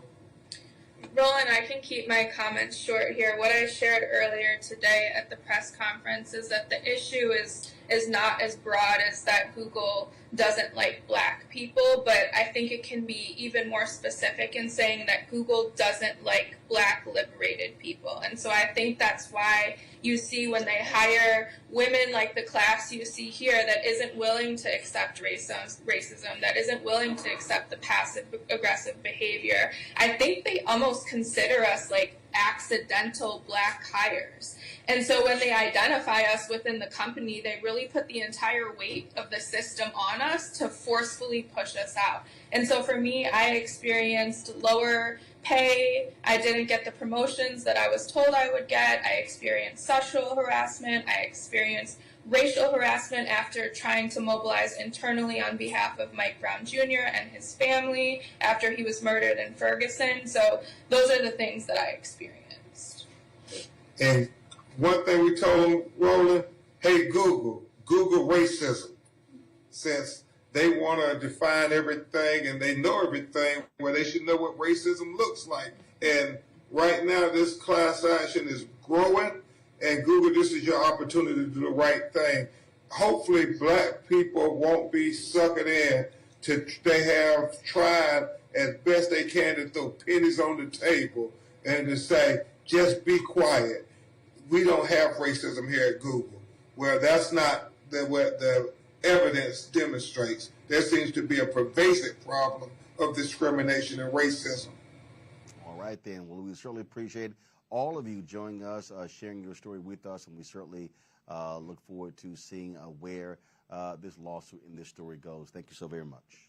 Thank you very much for having us. I appreciate it. Thanks a lot. All right, folks, a final break, and then we come back. We will share with you the opening, if you will, of this 2022 Essence Festival. It took place today, of course, at their opening session. Things have already started, different events, and so we're going to break it down for you next, right here on Roland Martin Unfiltered on the Black Star Network, live from New Orleans.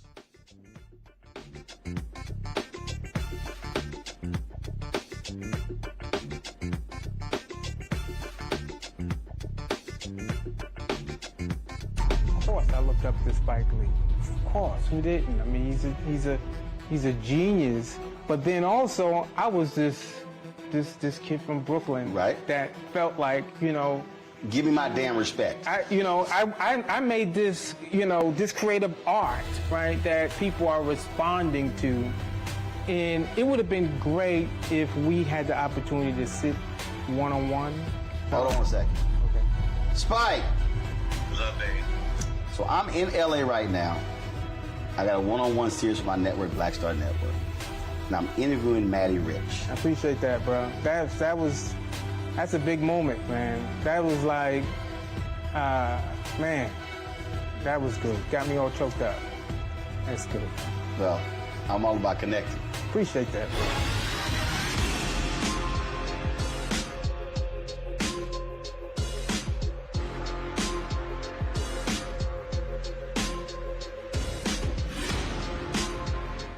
Made the simple way.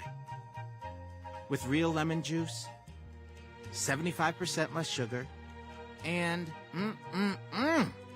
say yes to simple.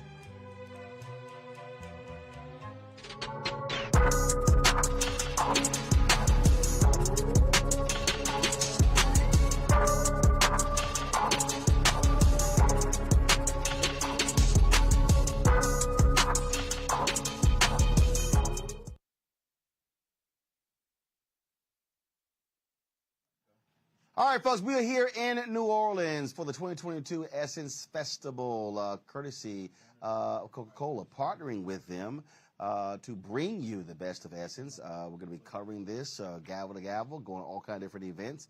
Today, they had the opening news conference. Our cameras were there, and here is how this all kicked off. I'll tell you more about our relationship with Essence, Coca-Cola's presence at this year's festival, why I'm excited to talk to you about season 4 of If Not For My Girls. Yes. And the ongoing impact that we've had here in New Orleans, the local community, because it's important to us to contribute. At Coca-Cola Company, our purpose is to refresh the world and make a difference. And diversity, equity, and inclusion are a core piece at the heart of our values and a cornerstone of our company culture.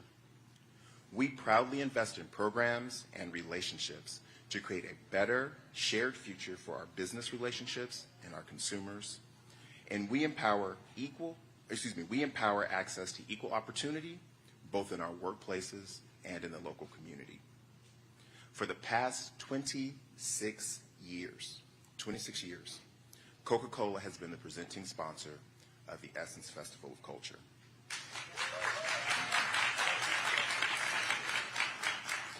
Together with Essence, we've demonstrated the power of building a strong, inclusive community. And today, I'm pleased to announce that Coca-Cola recently renewed our relationship with Essence. We've expanded our relationship, so over the next 5 years, we will continue our commitment to the community and the impact to women's empowerment.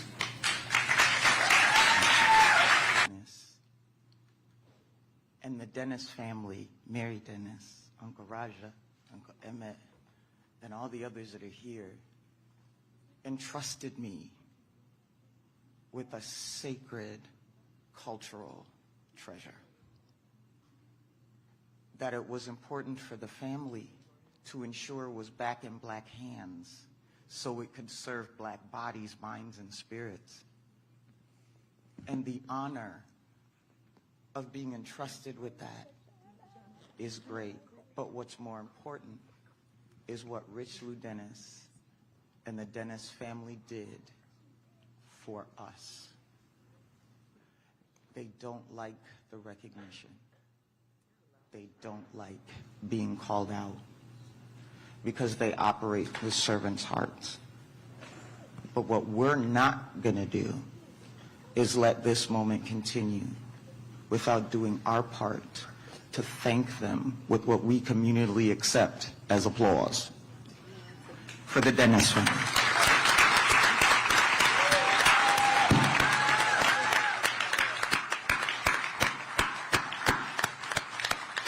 We're done. And as we gather here again in the city, we will never depart.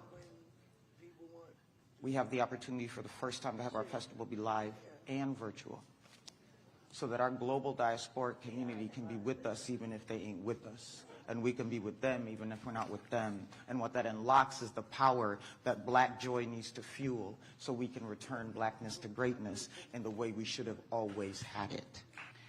I'm so excited. The city of New Orleans is so excited to host the Essence Festival of Culture once again in our city after a 2-year hiatus. We're prepared, and we're more ready than ever before. We know that the investments in our economy are real.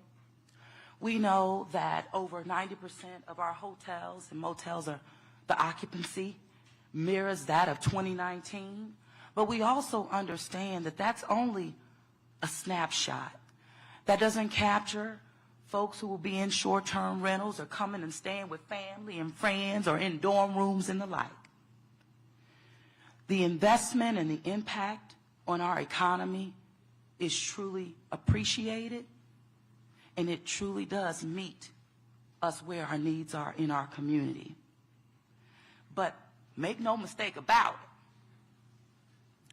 as the first woman mayor of the city of New Orleans in its 300 years, and a Black woman at that, like one of our local influencers will say, you got to know that it's the black joy for me. You got to know that. Because that black joy, that we can be bold about it. It represents the vibrancy of who we are and the power, that collective power that we have. And the fact that Essence is home to the city of New Orleans, who is the most Afrocentric city in the United States of America. And it gives us what we need to be unapologetic about that. And it is rooted and embedded in the culture of this city again. That is second to none in the world. But it's because of the people of this community and the commitment to preserve that culture is also embedded in the history of the Essence Festival of Culture. I will also like to say that as the 5th mayor, right, to be in leadership and in partnership with Essence. My brother, Mayor Marc Morial, was the first, and he deemed it as a party with the purpose. And while I'm the 5th mayor, it means that I also have the responsibility of keeping it going. Sometimes being mayor when traditions are there, the hardest part is what? Don't mess it up, right? You keep building, you keep growing. Because it's also about the community and that collective community and the investments, not just in the city of New Orleans, but in the black community across America. I also would have to say that, you know, when Caroline mentioned about what that joy means and to refuel, I have to be honest about it. I need that too. And it's leaders across this country and mayors who are on the front lines leading like no others are. We need this, and I'm one of them. All right, folks, again, we're going to be covering all sort of stuff. Literally, when we finish the show, the mayor has her annual kickoff party. Congressman Troy Carter has his event. Our cameras are going to be there. We'll be showing you, bringing some of those interviews and showing you some of that on tomorrow's show. So here's the deal. Make note of the time, y'all. So go ahead and know the time. We will be live tomorrow from 5 to 7 p.m. Eastern, 5 to 7 p.m. Eastern, 4 to 6 p.m. Central. We'll be live tomorrow. Essence Festival kicks off tomorrow with the concerts tomorrow night. Tonight, Kevin Hart performs, but he's actually coming here on tour. They sort of did it around the same time.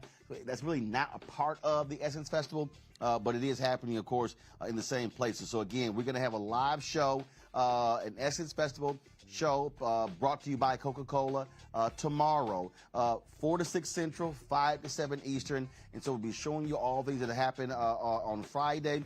Bringing you interviews and things along those lines. Really looking forward to that, and so we certainly want y'all to be involved. YouTube, y'all, come on, 962 likes. We should get 1,000. Come on, y'all, 38. Hurry the hell up. Hit the damn like button. So we're going to be all over this place.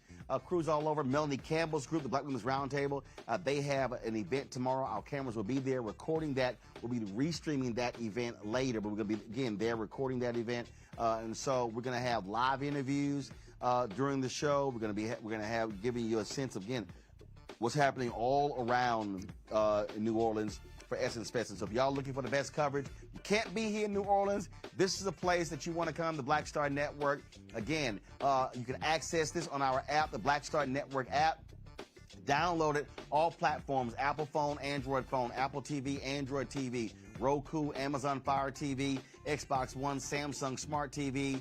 And so please download the app. You can actually see it. Of course, we got our YouTube channel. We'll be live streaming on Twitch, on Instagram, on Facebook, on Twitter. All the platforms will be all over the place. And so you won't miss anything. And so we got some great things in store for you. I cannot wait to show you the stuff that we have. And so y'all been looking at our, I'm gonna see, y'all know, I'm gonna go ahead, I gotta show y'all. So y'all have been, looking at what we've been doing, looking at our, so this is our high shot. So basically, what we've done is we basically commandeered one of the rooms here at one of the hotels, and so you see all of what we're doing. So you should have my shot right here, right, Henry? You see it? Do you see it? Yeah, there you go. All right, y'all, so you see this angle right here, and so just want to be able to show y'all how we're all set up here. You got it? Okay, hold on. Let's see here. It's the problem with the cable. Here we go. I see it. Hold on. I gotta get us a new cable, y'all. The cable's messing up. Okay, let's see if I can get it. I'm trying to show y'all the whole setup. All right, this is not working. So it's the cable here. So let me go ahead and go to Amazon. Corey, move. Right? Okay, go to it now. All right, so now y'all see we're all set up in here. Oops, we lost a shot. There you go. So you see how we're all set up in here. Yeah, we packed like sardines in this joint. But it's all good. We are here again. So this is going to be our broadcast central. Doing interviews here, doing interviews from the Mobile, doing interviews on location as well. And so y'all definitely want to check it out. I'm telling you, we got some great stuff. So nobody else is doing like we're doing, and we certainly want to appreciate Coca-Cola. We partner with them for the Me X Swag Challenge, the Bayou Classic Celebration Bowl, and so we're doing the same thing here. And so it's really going to be great, the things that we're doing and how we, again, giving you a sense of what's happening here in New Orleans. Let me also shout out, if y'all come to New Orleans, or even if you're not here for Essence, you're coming later. When I said to Mark, there were 3 black restaurants that we have visited in terms of supporting them, spending our money in those locations. And so, all right, so this here is Morrow's Cafe. Morrow's Cafe, M-O-R-R-O-W-S Cafe. Y'all, the gumbo was fantastic. Look, I make gumbo, y'all. I know gumbo. That was a damn good bowl of gumbo. Morrow's Cafe is a black-owned restaurant that we went to. Now, the first night, I did not take a photo. Yo, what was the name of the place? Barrows? Okay, Barrows Catfish. So we went to another black-owned restaurant called Barrows Catfish, and so y'all can check that place out, Barrows Catfish, and so you want to do that. Now, Henry sent me this photo here, y'all. So Leah Chase, we always used to go by Dookie Chases. She, of course, longtime chef. She died 96 years old in 2019. We interviewed her, this was in 2017. We came through New Orleans for Essence, and so we always make a point of going by Dookie Chase. Her spirit still is there, and so we had an opportunity to swing by. Her son was there. We took a group photo. This, of course, is also right there in the pink. Of course, one of the family members, and so we certainly still support what they do. You see, damn, how hard are you cheesing, Brittany and Alex? Y'all cheesing hard. And so, and Anthony, look, okay, I don't understand what's up with Anthony and Aaron and Henry with them jail poses. I'm not quite understanding what's happening there. So let me go ahead and zoom this sucker out. Ariel, why you got your eyes closed? I don't know where Lanny's looking. Let me see here. Let's see here. And Kenneth, he got this jail pose too. I don't know what's going on there. My goodness, y'all. Learn how to smile in photos. Let's see here. All right. And so this is the crew, y'all. This is the crew that we have here covering Essence Festival. And we appreciate all of y'all's support. And so, again, y'all tune into the Black Star Network app. We got some great stuff lined up for you. And y'all know we going to do it the way we do it, which is different from everybody else. That's it, folks. I'll see y'all tomorrow for our special coverage of Essence Fest, courtesy of Coca-Cola, right here on the Black Star Network. Until then, holla!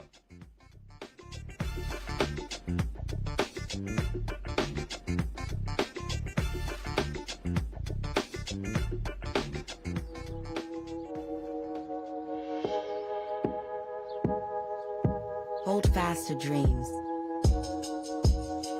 For if dreams die, life is a broken-winged bird that cannot fly. Hold fast to dreams. For when dreams go, life is a barren field, frozen with snow.